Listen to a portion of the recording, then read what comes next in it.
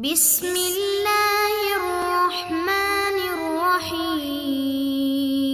السلام علیکم ورحمۃ اللہ وبرکاتہ۔ عزیز طلباء کرام، امید ہے آپ خیریت سے ہوں گے۔ بسم اللہ الرحمن الرحیم۔ بدایت المجتہد و نہایت المقتصد کا سبق نمبر 53 آج ہم زیر بحث لے کے آئیں گے۔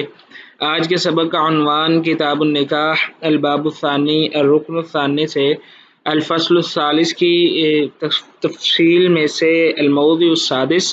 اور الموضوع السادس کا یہ دوسرا حصہ ہے۔ گزشتہ سبق میں بھی الحمدللہ ہم نے الموضوع السادس کے حوالے سے ہی گفتگو کی، اور گزشتہ سبق میں ہم نے الحمدللہ بالتفصیل اور بالترتیب جو ہے الموضوع السادس میں جو اختلاف ہے زوجین کا نکاح کے حوالے سے، یعنی مقدار کے حوالے سے، کہ شوہر کہتا ہے 1000 ہے اور بیوی 2000، تو اس کی جو مقدار کے حوالے سے تفصیل ہے وہ الحمدللہ ہم نے جاننے کی کوشش کی،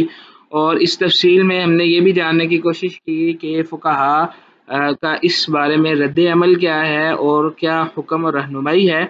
آج انشاءاللہ العزیز ہم الموضوع السادس کا جو سبب اختلاف ہے وہ جاننے کی کوشش کریں گے۔ آج کا سبق شروع کرنے سے قبل گزشتہ سبق کا خلاصہ دہرا لیتے ہیں اور یہ جان لیتے ہیں کہ گزشتہ سبق میں ہم نے کون سی چیزیں سیکھنے کی، سمجھنے کی اور جاننے کی کوشش کی۔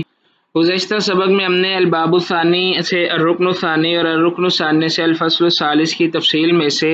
الموضوع السادس کے حوالے سے گفتگو کی۔ الموضوع السادس کی تفصیل میں سے جو پہلا مسئلہ تھا کہ مقدار مہر میں اگر زوجین کا اختلاف ہو جائے تو اس کا کیا حکم ہے، اس کے حوالے سے ہم نے جاننے کی کوشش کی۔ آج کے سبق میں انشاءاللہ العزیز ہم الباب الثانی الرکن الثانی سے الفصل الثالث کی تفصیل میں سے الموضوع السادس کے حوالے سے گفتگو کریں گے، اور اس کی تفصیل میں سے جو ہم نے پہلا مسئلہ پڑھا کہ اگر مقدار مہر میں زوجین کا اختلاف ہو جائے تو اس کا حکم ہے، اس کے حوالے سے ہم نے جاننے کی کوشش کی۔ آج کے سبق میں انشاءاللہ العزیز ہم پڑھیں گے کہ اس مسئلہ کا سبب اختلاف کیا ہے، جو فقہا نے اس مسئلہ میں یہ بیان کیا تھا کہ اگر اختلاف ہو جائے تو پھر قسم اٹھائی جائے۔ امام مالک رحمہ اللہ کا قول یہ تھا کہ دونوں سے قسم اٹھائی جائے، نکاح فسخ ہو جائے گا۔ بعض فقہا نے مہر مثل کا ذکر کیا، بعض فقہا نے مہر مثل کا ذکر کیا، قسم اٹھائی جائے پھر مہر مثل دیا جائے، فسخ کی طرف وہ نہیں گئے۔ ایسی جو شکل بنی فقہا کی مسائل میں، یعنی اختلاف کا سبب جو بنا ہے وہ کیا ہے، آج انشاءاللہ العزیز اس کے بارے میں ہم جاننے کی، سیکھنے کی، سمجھنے کی کوشش کریں گے۔ اب ہم شروع کرتے ہیں اپنا آج کا سبق۔ جو ہمارا سبق ہے ہم سب سے پہلے دیکھتے ہیں جی الرکن الثانی کا تعارف۔ الرکن الثانی فی شروط العقد، یعنی یہ عقد نکاح کی شرائط کے حوالے سے ہے، اور اس میں 3 فصول ہیں۔ وفیہ ثلاثۃ فصول، اس میں 3 فصلیں ہیں۔ الفصل الاول فی الاولیاء، پہلی فصل اولیاء کے حوالے سے ہے، اور دوسری فصل جو ہے وہ فی الشہود، گواہوں کے حوالے سے ہے، اور تیسری فصل جو ہے فی الصداق، مہر کے حوالے سے۔ ہمارا سبق جو ہے وہ الحمدللہ تیسری فصل پہ ہے، اور تیسری فصل کا بھی جو اختتامی مراحل ہے، اختتامی حصہ ہے، اس کے حوالے سے ہم الحمدللہ پڑھ رہے ہیں۔ اب ہم دیکھتے ہیں جی الفصل الثالث جو ہے اس کا تعارف اور اس میں کیا تفصیلات ہیں وہ ہم دیکھ لیتے ہیں۔ الفصل الثالث جو ہے یہ فی الصداق، مہر کے حوالے سے، اور جب مہر پہ گفتگو ہے تو امام رحمہ اللہ فرماتے ہیں کہ فی 6 مواضع، یہ گفتگو 6 الگ الگ مواضع میں ہم اس کو تقسیم کریں گے۔ پہلے نمبر پہ فی حکم ہی و ارکان ہی، اس کے حکم اور ارکان کے حوالے سے کہ اس کا مہر کا حکم کیا ہے اور اس کے ارکان کون کون سے ہیں۔ دوسرے نمبر پہ فی تقرر جمیعہ للزوجہ، یہ بیوی کو ملے گا کس وقت دیا جائے گا، قبل از مسیس ہے یا بعد از مسیس ہے۔ تیسرے نمبر پہ فی تشدید ہی، اس کے نصف ہونے کے حوالے سے کہ کن شکلوں میں یا کن حالات میں یہ مہر جو ہے وہ نصف ہوگا۔ چوتھے نمبر پہ التفویض و حکمہ، تفویض کا کیا حکم ہے، نکاح تفویض اور اس کا کیا حکم ہے، اس کے حوالے سے ہم نے الحمدللہ بالترتیب تفصیل پڑھی۔ اور 5ویں نمبر پہ العقدۃ الفاسدہ و حکمہ، فاسد مہر اور اس کا حکم۔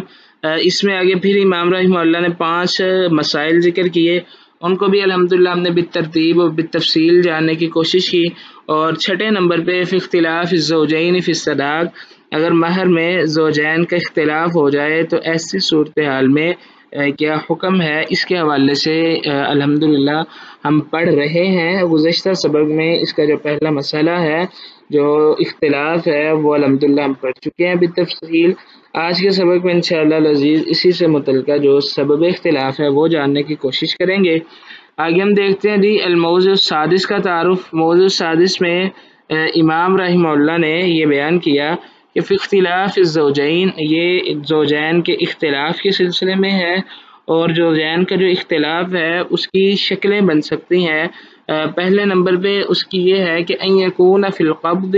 او فی القدر، یا تو مقدار میں ہوگی یا پھر قبضے میں، یعنی ملکیت میں لینے کے حوالے سے ہوگا اختلاف، یا پھر اول جنس کے حوالے سے، یا پھر وقت، یہ کس وقت میں یہ واجب ہوتا ہے، آنی وقت الوجوب، یعنی وقت وجوب کے حوالے سے۔ جو ہمارا سبق ہے وہ فی القدر یعنی مقدار کے حوالے سے ہم پڑھ رہے ہیں۔ گزشتہ سبق میں ہم نے اس کی جو تفصیل ہے وہ جاننے کی کوشش کی۔ آج کے سبق میں انشاءاللہ العزیز ہم اس کا جو سبب اختلاف ہے وہ جاننے کی کوشش کریں گے۔ آگے ہم اپنا آج کے سبق کا متن دیکھتے ہیں۔ امام رحمہ اللہ فرماتے ہیں واختلافہم، اور فقہا کا اختلاف، یعنی جو گزشتہ اسباق میں ہم نے وہ پڑھا فقہا کا جو اختلاف ہے۔ بعض فقہا نکاح کے فسخ ہونے کی طرف اشارہ کرتے ہیں، بعض فقہا جو ہے وہ قسم کے ساتھ جائز قرار دیتے ہیں اور باہر مثل کی طرف چلے جاتے ہیں۔ بعض فقہا جو ہیں وہ بغیر قسم کے مار مثل کی طرف جاتے ہیں۔ یہ جو سارے کا سارا اختلاف ہے، تو امام رحمہ اللہ فرماتے ہیں واختلافہم، ان کے اختلاف مبنی علی اختلافہم فی مفہوم قولہ علیہ الصلاۃ والسلام، ان کا اختلاف مبنی ہے علی اختلافہم، اس اختلاف پہ، فی مفہوم قولہ علیہ الصلاۃ والسلام، جو اللہ کے نبی صلی اللہ علیہ وسلم کے قول کے مفہوم میں اختلاف ہوا، یعنی اللہ کے نبی صلی اللہ علیہ وسلم کی جو حدیث مبارکہ ہے، اس حدیث کے مفہوم کو سمجھنے میں جو فقہا کا اختلاف ہے، اس اختلاف کی وجہ سے اس مسئلہ میں بھی اختلاف ہوا۔ اور وہ حدیث کون سی ہے؟ امام رحمہ اللہ نے ساتھ وہ حدیث بھی ذکر کی۔ وہ حدیث یہ ہے کہ اللہ کے نبی صلی اللہ علیہ وسلم نے فرمایا البینۃ علی من ادعا، دلیل اس پر ہے من ادعا، جس نے دعویٰ کیا، والیمین، اور قسم اس پر ہے، علی من انکر، جو اس کو انکار کرتا ہے، یعنی کسی نے دعویٰ کیا اور جو دعویٰ کر رہا ہے اس کے لیے لازم یہ ہے کہ وہ دلیل لے کے آئے اور وہ اپنے دعوے کے مطابق گواہ پیش کرے، یا کوئی نہ کوئی جو بھی دلیل بن سکتی ہے اس دلیل کو پیش کرے۔ اور قسم اس کے لیے ہے جو جس پر دعویٰ کیا گیا، یعنی جو مدعا علیہ ہے، قسم اس کے لیے ہے، اور وہ قسم اٹھا کے اپنے اوپر سے اس الزام کو رفع کر سکتا ہے۔ اب اس حدیث کے حوالے سے، اس حدیث کے مفہوم میں جو اختلاف ہے فقہا کا، وہی اختلاف کا سبب جو ہے اس مسئلے میں بھی اختلاف کا سبب بنا، اور فقہا اس بارے میں یہ سمجھتے ہیں حل ذالک معلل او غیر معلل، کہ امام رحمہ اللہ نے اس کی طرف اشارہ کیا کہ ان کا یہ خیال ہے حل ذالک معلل او غیر معلل، کیا یہ حدیث علت کا درجہ رکھتی ہے، کیا یہ بن سکتی ہے، علت ہے یا غیر علت ہے، یعنی معلل ہے یا نہیں ہے۔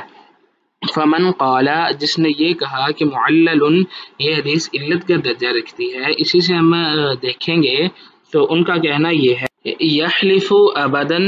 وہ ہمیشہ اس مسئلے میں قسم اٹھائیں گے، اقواہما شبہتاً، وہ قسم اٹھائے گا جو ان دونوں میں سے اپنے دلائل کے اعتبار سے زیادہ قوی ہے، یعنی اس کی بات میں زیادہ مضبوطی معلوم ہوتی ہے تو وہ قسم اٹھائے گا۔ فإن استویا، اگر وہ دونوں اپنے دعوے میں اور اپنی بات میں دلائل میں دونوں برابر ہیں، تحالفا وتفاسخا،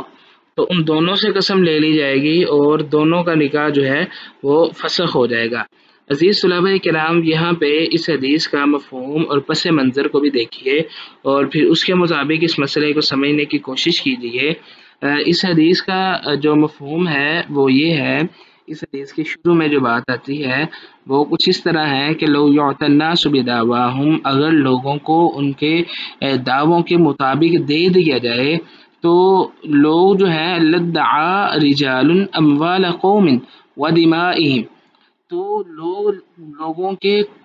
مالوں کا اور ان کے خونوں کا دعویٰ کرنا شروع کر دیں، لوگ تو پھر کسی کے مال اور جان کو چھوڑے ہی نہ۔ تو اس وجہ سے اللہ کے نبی صلی اللہ علیہ وسلم نے فرما دیا البینۃ علی من ادعا والیمین علی من انکرہ۔ تو یہاں سے اب اختلاف یہ ہے کہ اس میں دعویٰ کرنے والا کون ہے اور مدعا علیہ کون ہے۔ اس میں ہم گزشتہ اسباق میں ہم نے یہ بات کلیئر کی تھی ایک سبق میں، کہ امام مالک رحمہ اللہ کا اور بعض فقہا کا موقف اس میں یہ ہے کہ ضروری نہیں کہ مدعا علیہ ہی قسم اٹھائے گا، بلکہ ان کا اس مسئلے میں موقف یہ ہے کہ قسم وہ بندہ اٹھائے گا جس کی بات میں کوئی دلائل زیادہ مضبوط ہیں۔ اگر جو دعویٰ کرنے والا ہے اس کی بات زیادہ قوی اور مضبوط معلوم ہوتی ہے تو اس سے بھی قسم لے لی جائے گی، اور اگر مدعا علیہ کی بات زیادہ معلوم ہوتی ہے تو اس سے قسم لے لی جائے گی، اس میں مسئلہ نہیں ہے بعض فقہا کے نزدیک۔ تو اسی کے مطابق اس مفہوم کو سمجھنے کے لیے انہوں نے یہاں پہ بھی یہی کہا کہ یحلف ابداً، قسم ہمیشہ وہی اٹھائے گا کہ اقواہ ماشباتن، کہ جو بات میں اس کی بات زیادہ راجع یا واضح معلوم ہو رہی ہے، اور اگر دونوں کی بات برابر ہے تو دونوں قسم اٹھا دیں، اور جب دونوں قسم اٹھائیں گے تو تفاسخا، ان دونوں کا نکاح فسخ ہو جائے گا۔ ومن قال غیر معلل، اور جنہوں نے کہا کہ یہ حدیث اس کو ہم علت نہیں بنائیں گے، اس میں قال، انہوں نے کہا کہ یحلف الزوج، خامد جو ہے وہ قسم اٹھائے گا لأنها تقر له بالنکاح وجنس الصداق، کیونکہ وہ عورت جو ہے تقر، وہ اقرار کر رہی ہے لہو، اس مرد کے لیے، اس خامد کے لیے، نکاح کا بھی اور بجنس صداق، اور مہر کا بھی، یعنی مہر کے مقرر ہونے میں اختلاف نہیں ہے، اختلاف تو ہے مقدار میں، تو وہ نکاح کا بھی اقرار کر رہی ہے اور مقدار صداق کا بھی اقرار کر رہی ہے، اور دعویٰ اس کا یہ ہے وتدعی، اور وہ دعویٰ یہ کر رہی ہے علیہ، اس بندے پر، قدراً زائداً، ایک زائد حصے کا، مقدار سے زائد کا، یعنی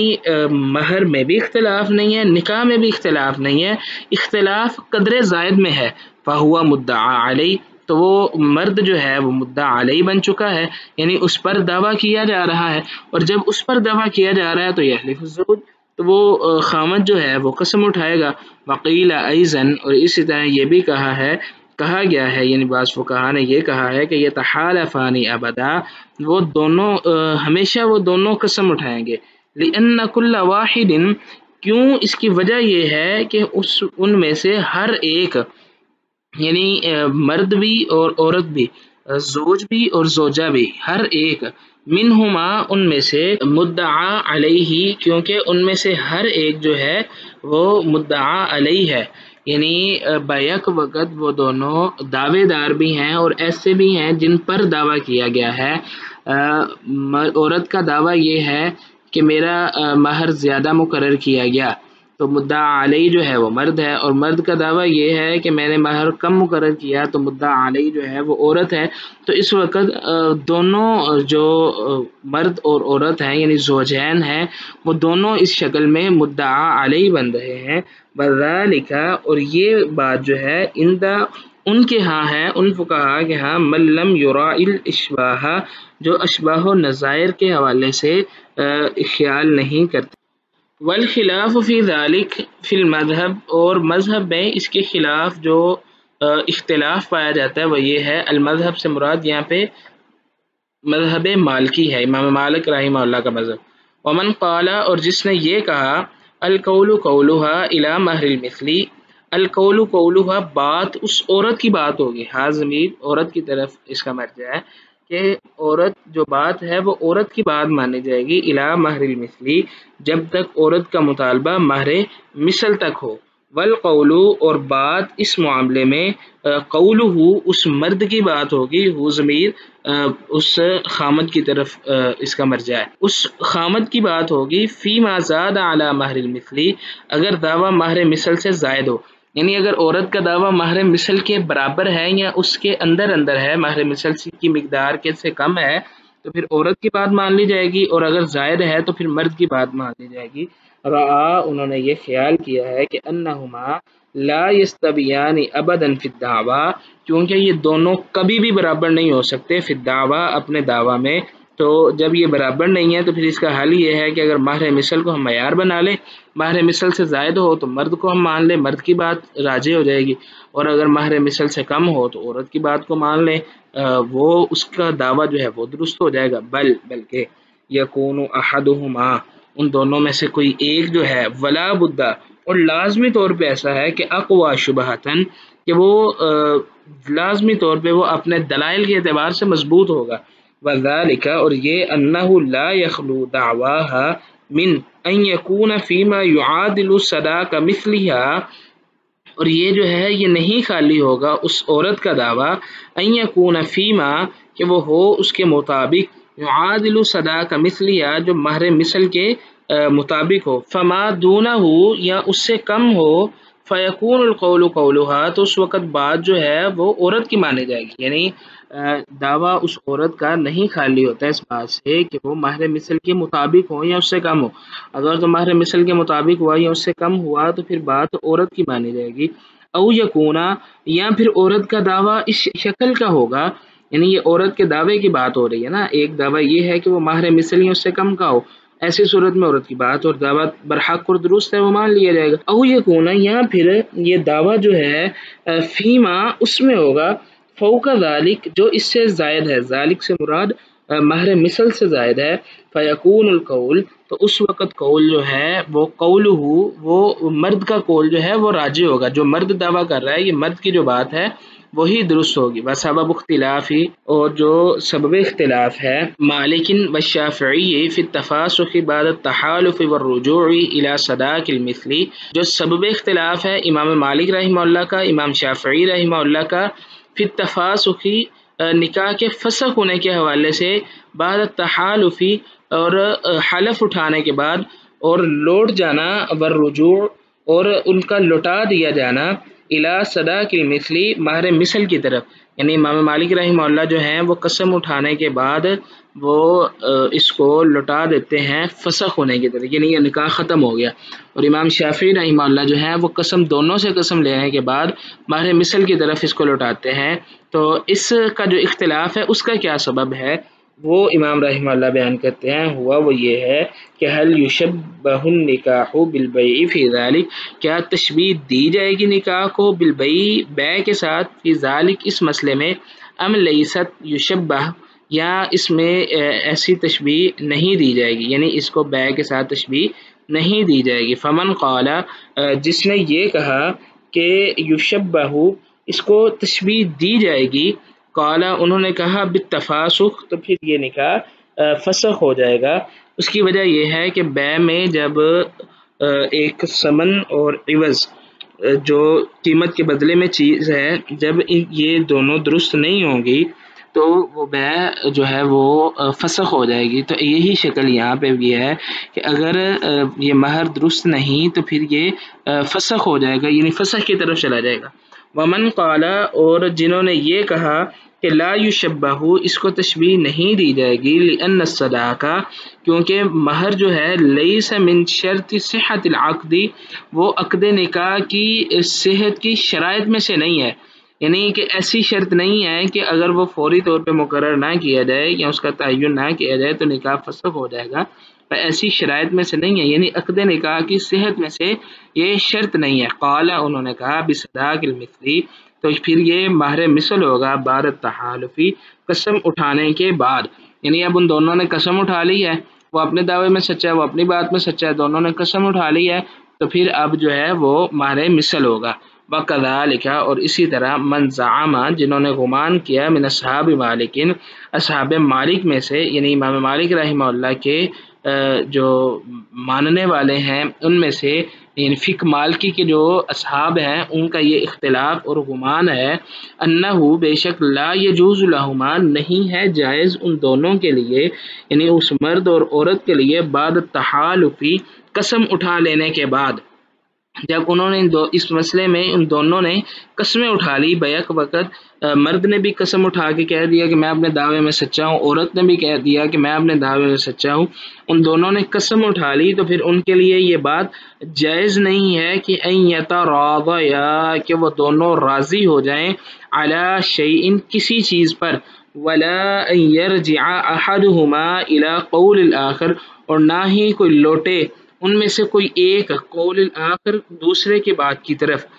اس کو سمجھ لیجئے کہ اگر ان دونوں نے قسم اٹھا لی ہے تو پھر اب وہ دونوں جو ہیں وہ کسی ایک کی بات پہ راضی نہیں ہو سکتے، قسم اٹھا لی تو نکاح فسخ ہے۔ اب ایسا نہیں ہو سکتا کہ عورت کمپرومائز کر لے یا مرد کمپرومائز کر لے، کمپرومائز والا معاملہ ان کے نزدیک ختم ہے، یعنی قسم اٹھائی ہے، قسم اٹھانے کے بعد مرد کو یہ ریلائز ہوا کہ عورت ہے تو میں اس کا مہر بڑھا دیتا ہوں، وہ عورت کے دعویٰ کے حق میں اپنا فیصلہ دے دیتا ہے کہ میں مہر بڑھا دیتا ہوں، تو ان اصحاب کے نزدیک موقف یہ ہوگا کہ اب اس کے لیے جائز اور درست ہی نہیں ہے کہ وہ راضی ہو، یا یعنی یہ راضی ہونے والا موقف بھی نہیں ہے، اور دوسرے نمبر پہ یہ ہے کہ عورت اپنے دعوے سے کچھ کم کر دیتی ہے، مرد زیادہ کر لیتا ہے، کوئی درمیانہ راستہ نکال کے یہ کوئی تیسری اماؤنٹ پہ یا تیسری رقم پہ یا کسی تیسری شکل اور مہر پہ یہ راضی ہو جاتے ہیں، تو اصحاب مالکیہ کے بعض احباب کا یہ موقف ہے کہ ایسی شکل درست نہیں ہے، تو وہ کہہ رہے ہیں کہ ولا یرجع، اور نہ ہی وہ لوٹے، احدہما ان میں سے کوئی ایک، الی قول آخری دوسرے کی طرف، ویرضی بہ، اور وہ اس پہ راضی ہو جائے، فہو فی غایۃ الضعف، اور یہ بہت ہی کمزور ان کا استدلال ہے، ومن ذهب الی ھذا، اور جو اس طرف گئے ہیں یعنی جنہوں نے یہ موقف اپنایا ہے، فانما یشبہ اللعان، وہ اس کو مشابہ دیتے ہیں، تشبیہ دیتے ہیں لعان کے ساتھ، لعان میں بھی عورت اور مرد قسمیں اٹھاتے ہیں، اس کے بعد مستقل جدائی ہے، تو انہوں نے اس کو تشبیہ دی ہے لعان کے ساتھ، وہو تشبیہ ضعیف، اور یہ ایسی تشبیہ ہے جو کمزور ترین تشبیہ ہے، مع ان وجود ھذا الحکم لعان مختلف فیہ، باوجود اس کے کہ جو لعان والا حکم ہے مختلف فیہ، اس کی کوئی شکل اور جو جس سبب سے وہ مسئلہ پیش آیا، جو قسموں کا معاملہ ہے، وہ تو اس سے بڑا مختلف ہے، تو جب اس کی شکل، سبب، اصول اور اصل الاصول ہر چیز الگ ہے، تو پھر یہ تشبیہ جو ہے یہ صحیح نہیں ہے، یہ کمزور ترین تشبیہ ہے، تو لہٰذا یہ قول جو ہے وہ قابل عمل نہیں ہے۔ اب ہم اپنے آج کے سبق کا خلاصہ دیکھ لیتے ہیں۔ آج کے سبق میں ہم نے الباب الثانی الرکن الثانی سے الفصل الثالث کی تفصیل میں سے الموضوع السادس اور الموضوع السادس کی تفصیل میں سے ہم نے مقدار مہر میں زوجین کا اختلاف ہو تو کیا حکم ہے، اس کا جو سبب اختلاف ہے وہ جاننے کی کوشش کی۔ اگلے سبق میں انشاءاللہ العزیز ہم باب الثانی، رکن الثانی، فصل الثالث کی تفصیل میں سے موضوع السادس اور الموضوع السادس کی تفصیل میں سے مہر کی ملکیت میں زوجین کا اختلاف ہو تو کیا حکم ہے، اور ساتھ یہ بھی جاننے کی کوشش کریں گے کہ اگر جن سے مہر میں زوجین کا اختلاف ہو تو کیا حکم ہے ملکیت اور جن سے مہر کے حوالے سے۔ یہ ہم انشاءاللہ العزیز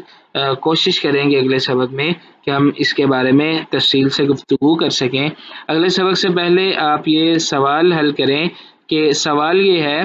کہ مقدار مہر میں زوجین کے اختلاف ہو جائے تو اس کا حکم کیا ہے، اس کے حوالے سے جو ادلہ ہیں، فقہا کا استدلال، طرز استدلال ہے، اس کو جاننے کی کوشش کریں۔ تب تک کے لیے اللہ حافظ، اپنا خیال رکھیے۔